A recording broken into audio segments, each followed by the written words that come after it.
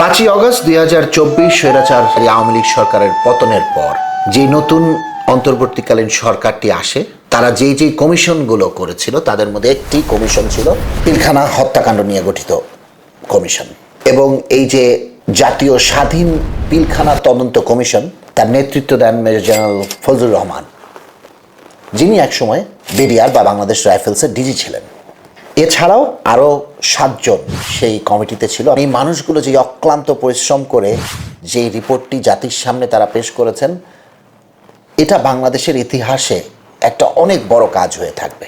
তারা যদি তাদের অক্লান্ত পরিশ্রম করে এই তদন্ত রিপোর্টটি আমাদের সামনে না আনতেন, তাহলে হয়তোবা বাংলাদেশ জাতি হিসেবে তার একটা অনেক বড় অন্ধকারাচ্ছন্ন অধ্যায় থেকে বঞ্চিত থাকত। আমি চিৎকার করে কাঁদিতে চাহিয়া করিতে পারিনি চিৎকার।